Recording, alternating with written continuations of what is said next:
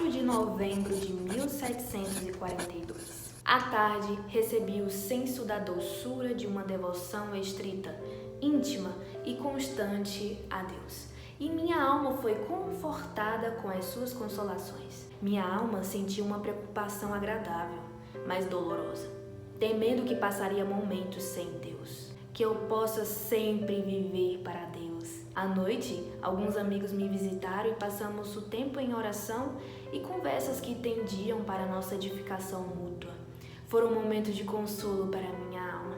Senti um intenso desejo de passar com Deus cada momento de minha vida. Deus é indescritivelmente gracioso para comigo continuamente.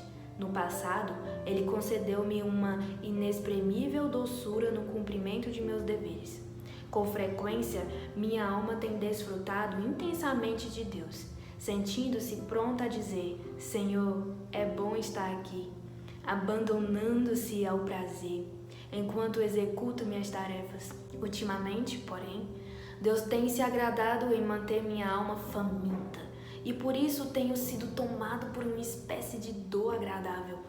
Quando realmente desfruto de Deus, sinto que meu anelo por Ele torna-se ainda mais insaciável e minha sede por santidade ainda mais inextinguível, e que o Senhor não me permite sentir como se estivesse plenamente suprido e satisfeito, mas mantém-me avançando. Sinto-me estéril e vazio, como se não pudesse viver sem mais de Deus, e sinto-me envergonhado e culpado diante dele. Vejo que a lei é espiritual, mas eu, todavia, sou carnal. Romanos 7,14.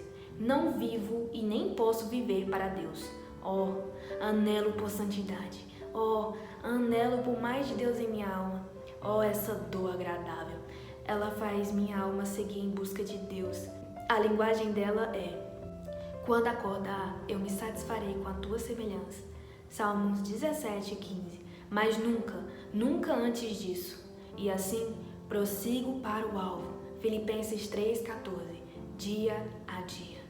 Quem me dera poder sentir esta fome contínua, sem qualquer retardo, mas antes sempre animado por todo o cacho colhido em Canaã, a avançar na vereda estreita para o pleno aprazimento e possessão da herança celeste.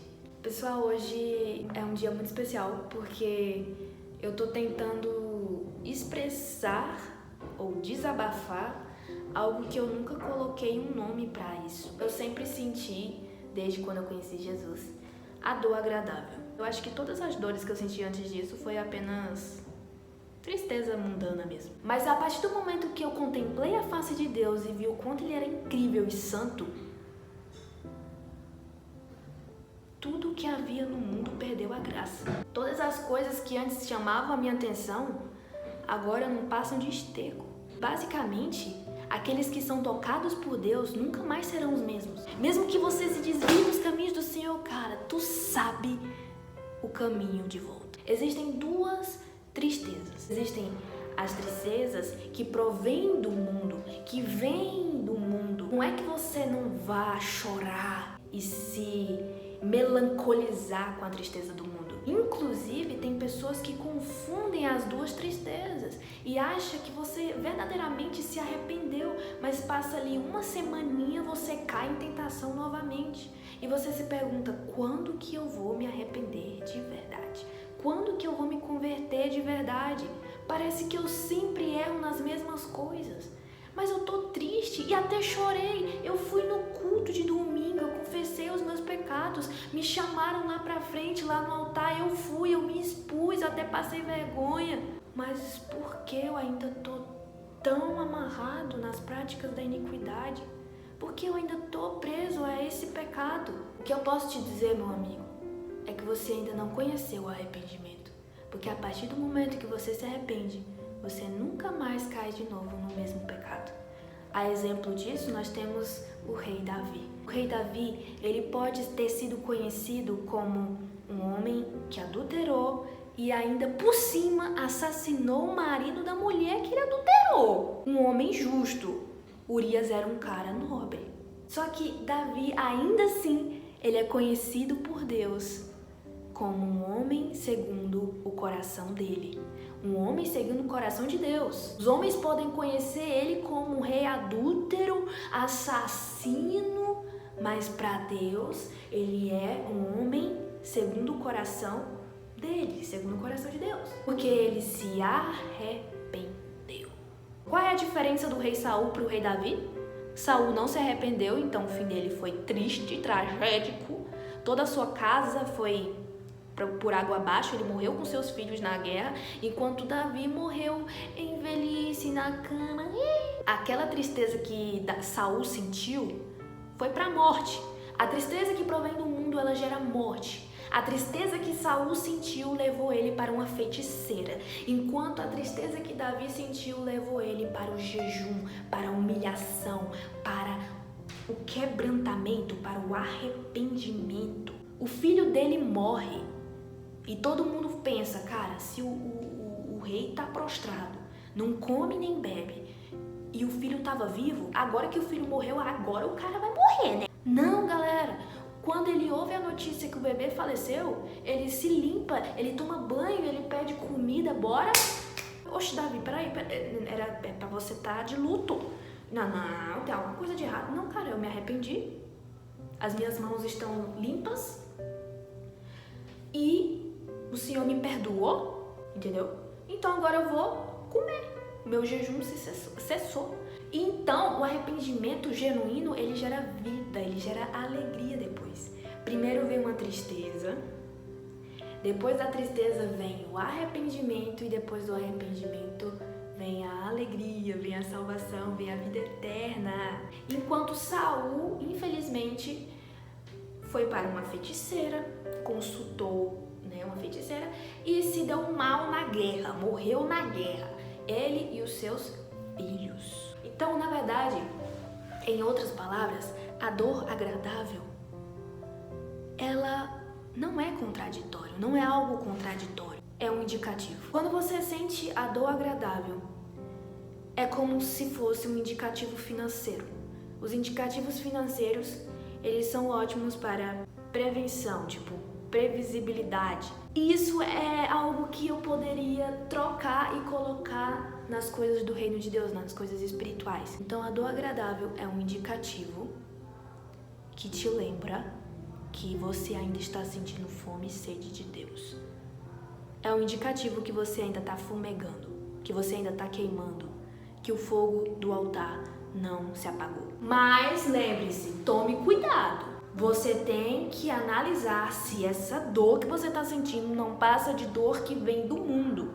Você tem que ver se você está na conduta de Saul ou na conduta de Davi. Não confunda as gororoba aí não, hein, galera? Porque você pode ser apenas um melancólico que está afundado em suas almaticidades. Está afundado nas suas grandes e loucas fantasias de um melancólico. David Brainerd era um melancólico e ele era um homem que separava as coisas. Calma, isso aqui é minha alma choramingando e isso aqui é meu espírito querendo mais de Deus.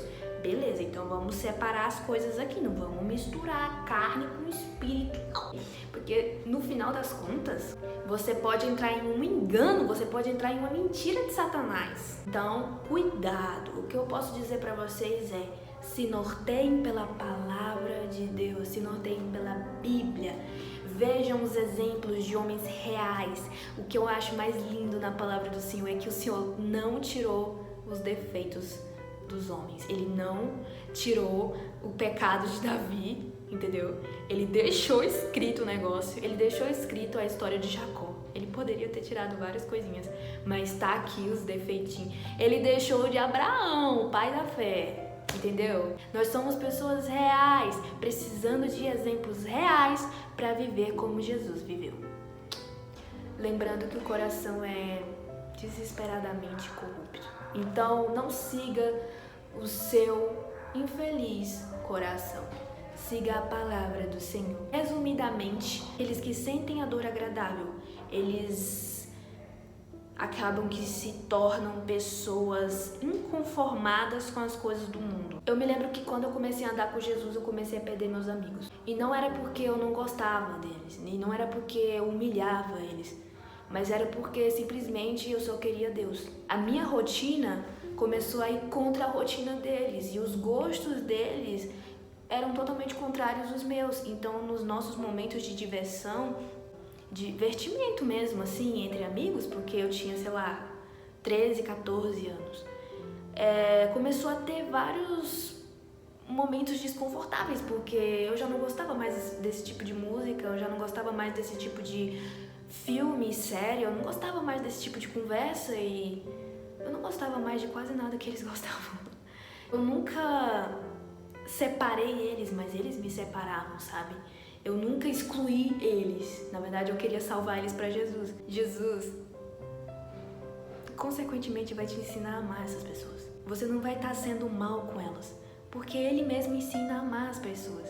Ele mesmo ensina a amar o próximo. Seja diferente, porém, não seja chato. Algumas pessoas entram no fanatismo, entram na arrogância e na religiosidade. Não é questão de você ser chato, mas é questão de prioridades. Jesus vai te dar novos amigos, não se preocupe, Jesus vai te dar novas companhias. É só você pedir, sabe? Eu pedi depois e Ele trouxe pessoas incríveis e maravilhosas que eu não troco. Só se Ele me pedir de volta. Mas Ele não pediu. E isso vai acontecer com você se você estiver passando pela mesma situação que eu passei há muitos anos atrás. Porque isso faz muito tempo. Resumidamente, novamente, a dor agradável, ela verdadeiramente é agradável. Ela te leva para mais perto do Senhor. É um bom indicativo de que você é um verdadeiro caçador de Deus. Deus abençoe a vida de vocês e até a próxima!